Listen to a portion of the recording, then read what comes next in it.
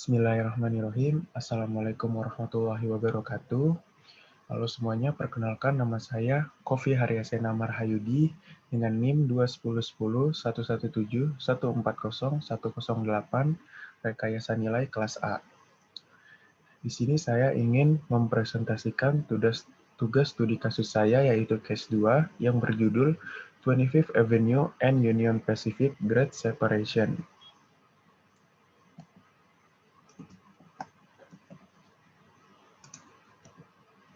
Pertama-tama akan kita bahas dari deskripsi proyek ini. Nah, studi value engineering atau VE proyek ini adalah membahas tentang proyek pemisahan jalan persilangan antara jalan 25th Avenue dan jalan Union Pacific, yaitu proyek dari program Chicago Region Environmental and Transportation Efficiency atau yang disingkat dengan CREET, yang bertempat di Bellwood dan Melrose Park, Illinois. Tujuan program CREET ini adalah untuk meningkatkan operasi angkutan dan kereta penumpang, serta meningkatkan operasi jalan raya di Chicago. Nah, studi value engineering ini dilakukan di awal pengembangan proyek, yaitu ketika proyek hampir 30% selesai, dan tim desain dapat mengimplementasikan rekomendasi sebagai bagian dari konsep lanjutan dari proses evaluasi. Studi kasus VE pada tahap rekomendasi terfokus pada jalan rel dan operasi lalu lintas kendaraan, konsep desain, koordinasi guna, hak akuisisi jalan, jadwal desain, dan pembangunan, serta seluruh penyelesaian proses proyek. Berikut ini adalah peta dari lokasi proyeknya. Tujuan dan sasaran. Tujuan dan sasaran proyek pemisahan jalan ini adalah yang pertama, meringankan kemacetan lalu lintas pada jalan 25th Avenue. Yang kedua, meningkatkan keselamatan. Yang ketiga, meningkatkan operasi lalu lintas. Yang keempat, mengakomodasi jalan komersil. Dan yang kelima, meningkatkan persimpangan Grand Street. Kendala pada proyek ini yang teridentifikasi oleh tim studi dan tim desain, antara lain adalah menghindari dampak fasilitas kereta api yang ada, meminimalkan dampak terhadap lalu lintas, kendala lokasi dan penglihatan, dan juga kendala pada jadwal pembebasan lahan. Resiko. Nah, sepanjang dilakukannya studi VE, tim VE menyadari bahwa ada beberapa resiko yang memengaruhi kinerja proyek dan menunda pembangunan serta meningkatkan biaya, yaitu pertama ada pembebasan lahan, bangunan yang tidak memiliki bukti sertifikat, relokasi, dan juga rencana ulasan iterasi. Kita masuk ke analisis proyek. Nah, di sini ada 5 bagian, yaitu pertama pengguna, pemilik, dan pemangku kepentingan, lalu keinginan dan kebutuhan, perkiraan biaya dan analisis biaya, analisis fungsi, dan juga evaluasi. Kita membahas pengertian dari pengguna, pemilik, dan pemangku kepentingan, yaitu pengguna adalah pengguna secara fisik yang menggunakan proyek atau mengelola proyek. Pemilik adalah pemilik yang bertanggung jawab secara finansial untuk mendanai proyek, berbagi dalam pendanaan, mewakili kepentingan pemilik, atau mengelola proyek. Stakeholder adalah siapa saja yang secara finansial dipengaruhi oleh perubahan kebiasaan atau rekreasi atau peduli lingkungan terhadap proyek. Dari hasil analisis yang ada, pengguna dan pemangku kepentingan lebih banyak berpengaruh. Lalu ada keinginan dan kebutuhan. Tim studi value engineering meninjau antara kebutuhan dan keinginan, di mana kebutuhan adalah fungsi yang harus dipenuhi oleh proyek dan dipaksakan oleh berbagai pengguna, pemilik, dan juga pemangku kepentingan. Sedangkan keinginan adalah fungsi yang tidak mutlak diperlukan dan harus dipenuhi jika biaya bukan merupakan faktor atau yang tidak melanggar kendala. Di sini ada perkiraan biaya dan analisis biaya.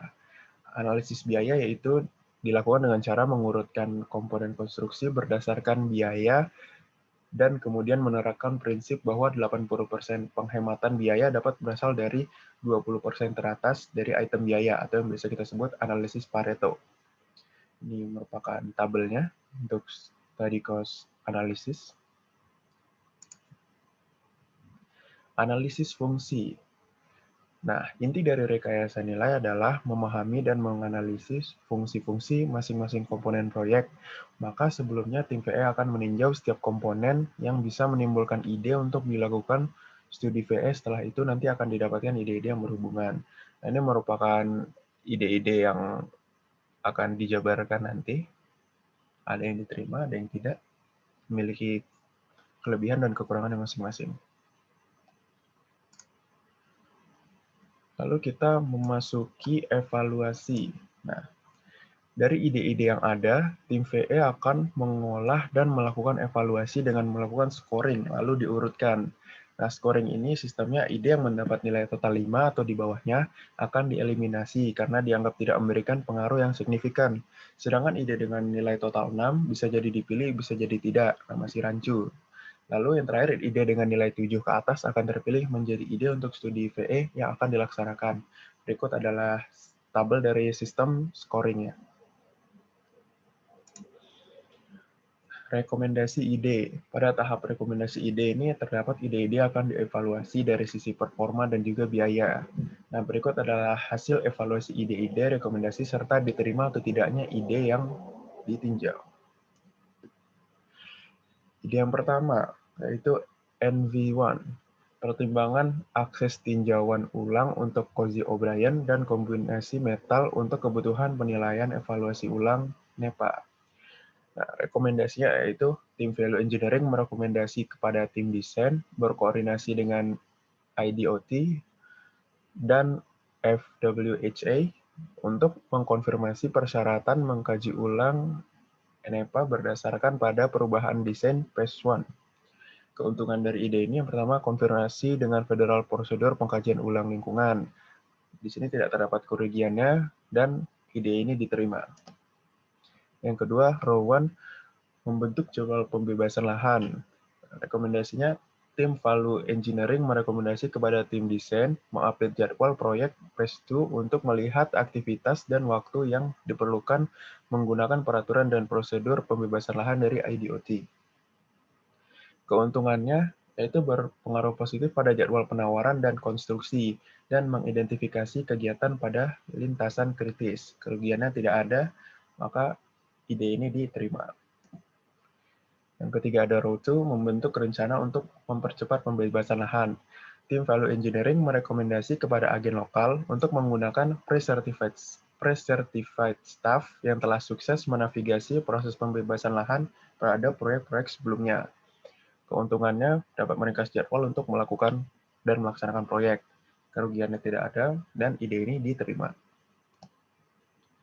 Yang keempat ada SCAD, membentuk submittal atau mereview jadwal untuk tim. Nah, tim value engineering merekomendasi kepada tim desain untuk mereview, mengupdate, dan menyaring schedule yang ada, termasuk review dan submittal proses dan durasi. Keuntungannya ditetapkan komitmen dan ekspektasi bersama, tervalidasinya jadwal pengiriman dan tanggal penyerahan atau ulasan lingkungan. Di sini tidak terdapat kerugiannya dan ide diterima. Lalu yang kelima ada SCAD 2, membentuk jadwal backward dari waktu dimulainya konstruksi yang lebih detail.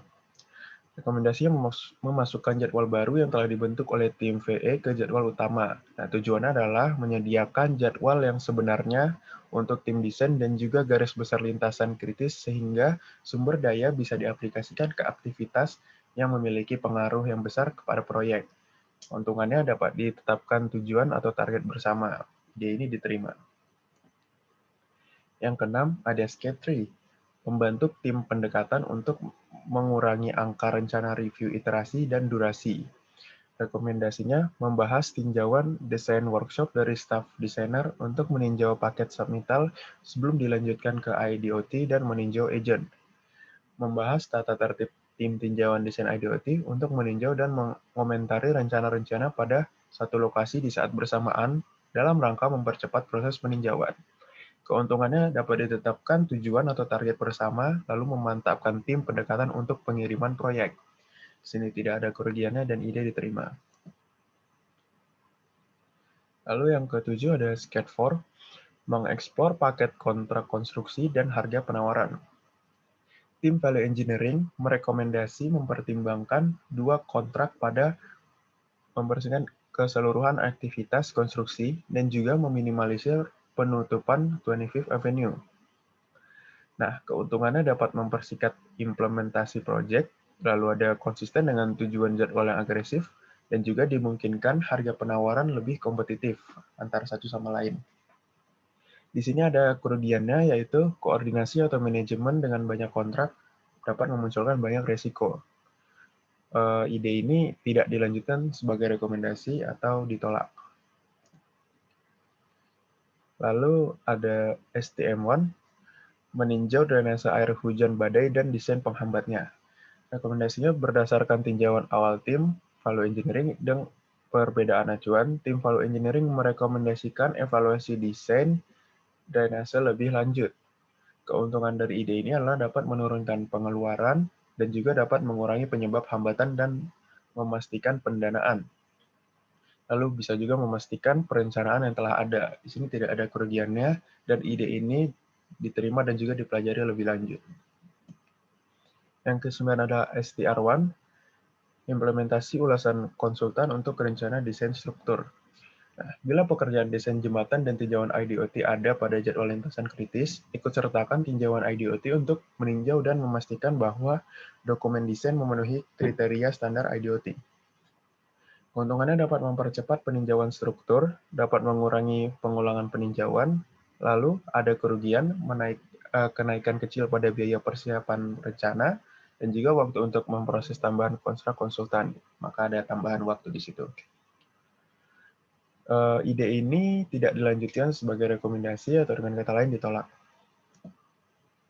Yang ke-10 ada STR2, evaluasi ulang kedalaman beam.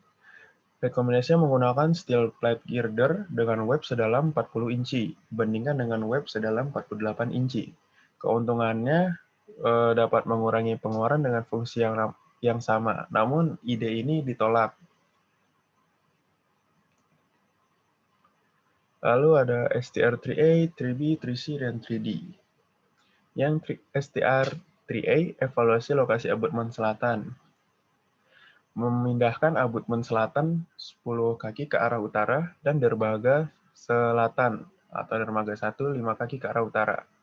Keuntungannya dapat mengurangi pengeluaran dengan fungsi yang sama. Ide ini diterima dan dipelajari lebih lanjut. STR3B, abutmen semi-integral. Tim Value Engineering merekomendasikan menggunakan abutmen semi-integral untuk struktur. Keuntungannya, umur bangunan lebih lama dan biaya pemeliharaan lebih rendah. Tetapi ide ini tidak digunakan atau ditolak. STR3C, drilled shaft, pondasi sumuran untuk substruktur. Menggunakan pondasi sumuran untuk proyek. Nah, tim VE yakin bahwa PILE akan mengeluarkan biaya lebih ketika mempertimbangkan efek samping dari properti sekitar bangunan yang telah rusak. Keuntungan menghasilkan getaran dan suara yang lebih kecil dibandingkan menggunakan pile. Pondasi sumuran vertikal memiliki daya tahan beban lateral yang kuat. Tapi di sini ada kerugiannya, yaitu pondasi sumuran akan mengeluarkan biaya lebih dibandingkan pile. Biaya tambahan dapat dihitung setelah rekomendasi geoteknikal didapatkan oleh tim desain. Ide ini diterima dan dipelajari lebih lanjut. STR3D memperpanjang struktur untuk menghindari relokasi. Rekomendasinya, tim Value Engineering merekomendasikan tim desain untuk menelusuri ide ini lebih jauh. Keuntungannya adalah dapat mengakses pipa drainase, lalu kerugiannya jembatan yang lebih panjang akan memakan biaya lebih banyak daripada dinding penahan tanah. Ide ini tidak dilanjutkan sebagai rekomendasi atau ditolak. Lalu yang ke-12 ada STR1, meninjau kegunaan jalan utama dan pertimbangan akses publik. Nah, tim Value Engineering merekomendasikan pembatas dengan akses terpagar sepanjang jalan utama di persimpangan jembatan untuk akses Cozy O'Brien. Pembatas bisa dibuka saat jam kerja normal dengan rambu untuk membatasi akses. Keuntungannya bisa memastikan desain yang telah ada dan juga memenuhi parameter keamanan yang diajukan pada proyek. Ide ini tidak dilanjutkan sebagai rekomendasi atau dengan kata lain ditolak. Ada UTIL1, rekomendasi tim Value Engineering merekomendasikan 2 kontrak lanjutan dipertimbangkan untuk mempercepat aktivitas konstruksi secara keseluruhan, dan juga meminimalisir penutupan 25th Avenue. Keuntungannya dapat mengurangi pengeluaran, memastikan desain yang sudah ada, tetapi terdapat kerugian yaitu kontrak lanjutan untuk pipa drainase, pipa air utama, dan pembongkaran bangunan. Lalu ada juga kontrak lanjutan untuk kontrak pengadaan besi. Ide ini diterima dan dipelajari lebih lanjut. Ke-14 ada TRAF2, meninjau jalan memutar yang diusulkan menggunakan North Avenue. Tim VE merekomendasikan konsep perjalanan memutar dikoordinasikan di awal dengan pihak lokal dan IDOT untuk mengkonfirmasi arah untuk kegiatan desain Phase 2. Keuntungannya hambatan dengan pekerjaan lain bisa berkurang. Kerugiannya, panjang perjalanan memutar meningkat menjadi semakin jauh. Ide ini ditolak dan tidak dilanjutkan sebagai rekomendasi. Yang kelima ada ADA1, jalan pinggir atau trotoar harus memenuhi persyaratan desain BLR dan ADA. Nah, tim VE merekomendasikan tim desain mengkonfirmasi atau mengkoordinasi persyaratan desain ADA ke desain trotoar yang telah diusulkan. Keuntungannya, memenuhi persyaratan desain yang ada, tidak memiliki kerugian, tetapi ide ini tidak dilanjutkan sebagai rekomendasi. Ke-16 ada STL5, membutuhkan jembatan pemeliharaan sepanjang 15 kaki di sebelah barat struktur. Tim VE merekomendasikan mengakuisisi lahan tambahan memanjang, yaitu selebar 15 feet, di bagian barat 25th Avenue di antara Grand Street dan rel kereta UP. Area ini dapat menyediakan akses dari sisi selatan untuk memelihara struktur yang diusulkan. Keuntungannya menyediakan ruang untuk pemeliharaan peralatan pada saat mendatang untuk akses ke struktur. Namun kerugiannya yaitu membutuhkan pembebasan lahan tambahan, mempengaruhi bangunan Cozy O'Brien dan 25th Avenue. Ide ini ditolak sebagai rekomendasi. Nah, berikut adalah semua ide-idenya dan juga presentasi dari tugas studi kasus case 2 25th Avenue. Terima kasih untuk perhatian semuanya. Saya ucapkan wassalamualaikum warahmatullahi wabarakatuh.